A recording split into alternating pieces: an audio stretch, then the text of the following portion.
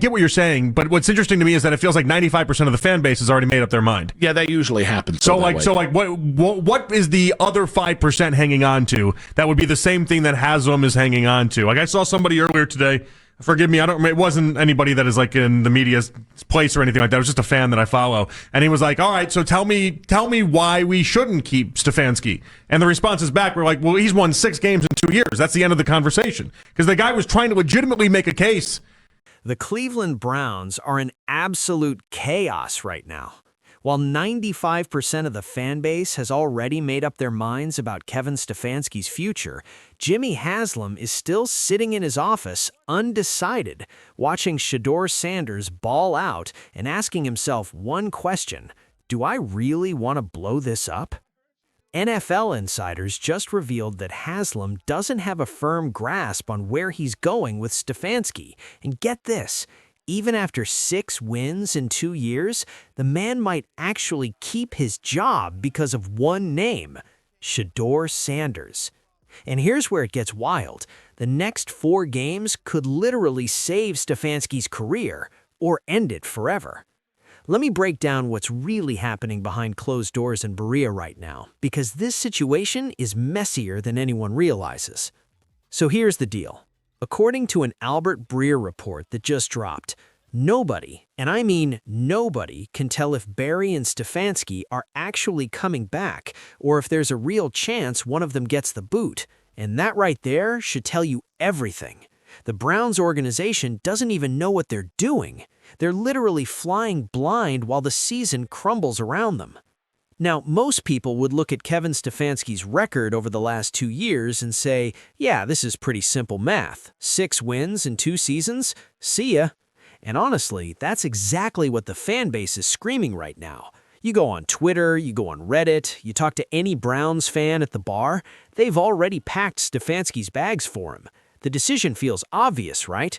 But here's where Jimmy Haslam is different from you and me. He's not just looking at the record. He's not just counting losses. He's watching Shedeur Sanders light up defenses week after week, and he's asking himself a question that's keeping him up at night. How much of this success is because of Shedeur being generationally talented, and how much of it is because Kevin Stefanski actually knows how to develop a quarterback? And that's the real story here. That's what nobody's talking about. Think about it like this.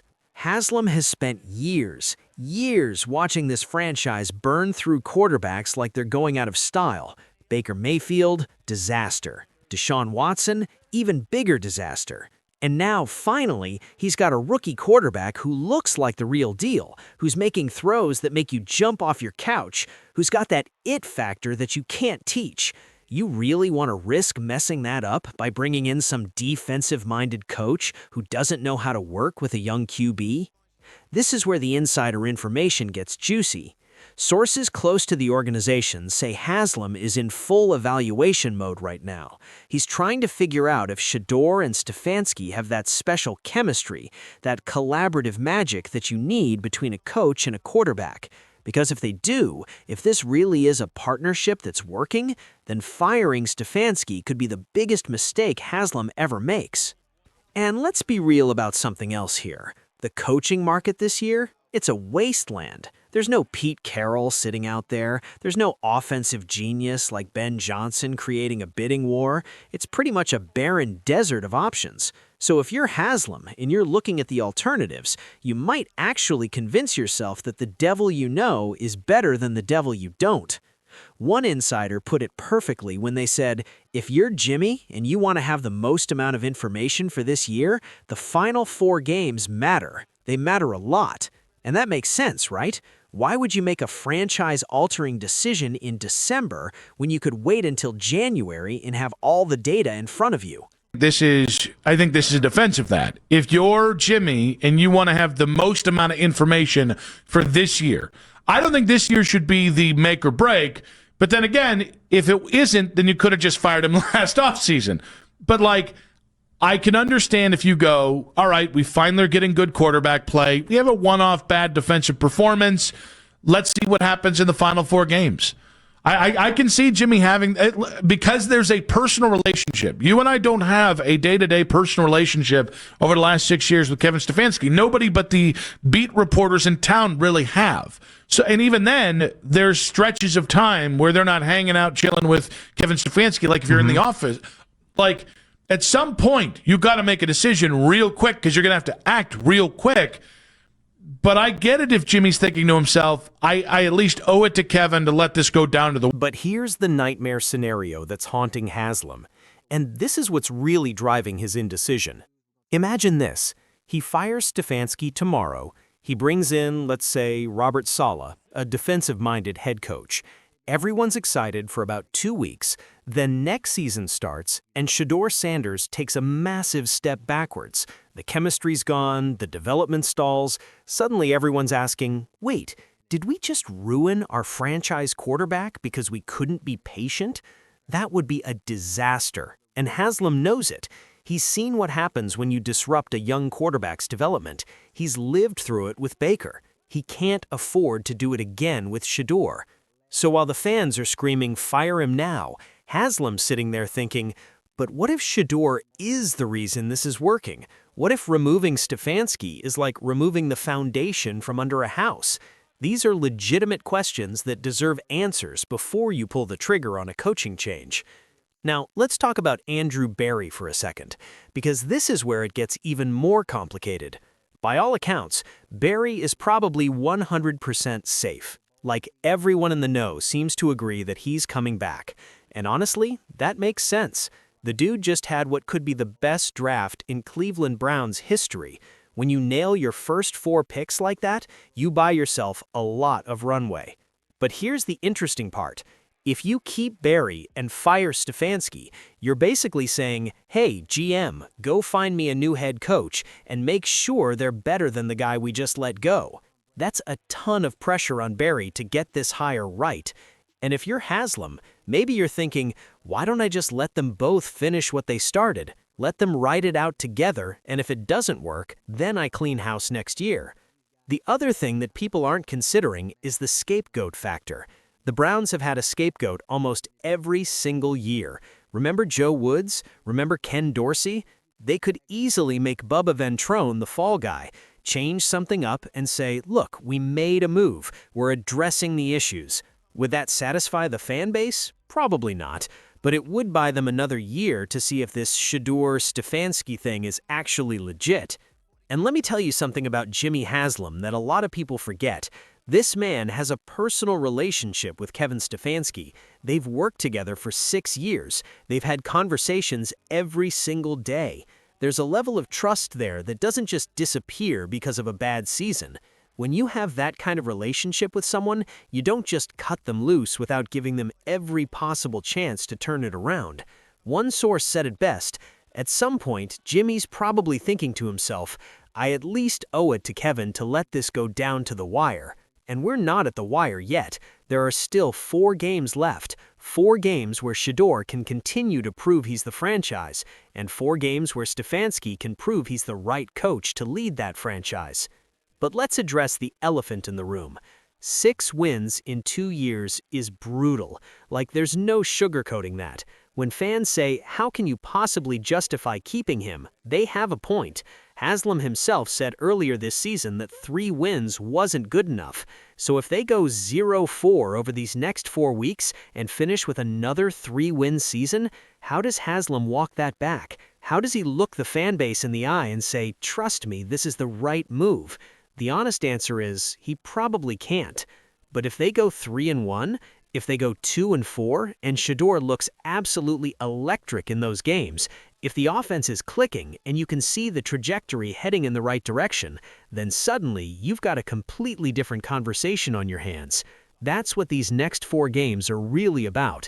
They're not just about wins and losses. They're about evaluating the future. They're about determining how much credit Shedeur deserves versus how much credit Stefanski deserves. Because if this offense is rolling and Shedeur is making plays that no rookie has any business making, you start to wonder, is this happening because of Stefanski or in spite of Stefanski? And that's where the debate gets really interesting. There are people out there, legitimate football people, who believe Stefanski has been instrumental in Shedeur's development. They point to the play calling, the game management, the way he's protected Shedeur from making rookie mistakes, and they say, if it's rolling, why would you disband that? But then there's the other side, the side that says Shedeur is just that good. He's making Stefanski look better than he actually is. Any competent offensive coach could have this same success with a talent like Shedeur. And honestly, both sides have valid points. What we do know is that Haslam is actively gathering information right now. Sources say the Browns are making inroads, having conversations, canvassing the coaching market to size things up. They're doing the background work so that if they need to make a move, they're ready. But the key word there is if. They haven't committed to anything yet. And here's something else to consider. The coaching market might actually be influencing Haslam's thinking more than we realize. Like I said earlier, there's not exactly a stacked roster of available coaches out there. Sure, you've got guys like David Shaw, Mike McCarthy, Adam Stenovich, but are any of those guys a guaranteed upgrade over Stefanski? That's debatable. One insider mentioned they wouldn't be surprised if Haslam looks at the options and says, you know what? I don't see a coach out there that's better than the coach I already have. And if that's his thinking, then Stefanski stays. Simple as that. But here's the counterargument. What's going to change in a year? If the coaching market is weak now, who's to say it'll be better next season? Unless Thomas Brown suddenly becomes the hottest coaching prospect in the league, you're probably looking at a similar pool of candidates. So maybe the real question isn't whether Stefanski deserves to stay. Maybe the real question is whether there's anyone out there who could do better. And if Haslam doesn't see that person, then Shedeur Sanders might just have saved Kevin Stefanski's job without even realizing it. Now let's talk about continuity for a second, because this is huge. If Shedeur is balling out over these next 4 games, and I mean really balling out, Haslam might prioritize keeping things stable over making a splash hire. Continuity matters in the NFL, especially with young quarterbacks. The last thing you want to do is bring in a new coach with a new system and force Shedeur to learn everything from scratch in year 2. That's how you ruin quarterback development. That's how you turn a potential franchise quarterback into a cautionary tale. And I think deep down, Haslam knows this. He's seen too many teams blow up winning situations because they couldn't resist the urge to make changes.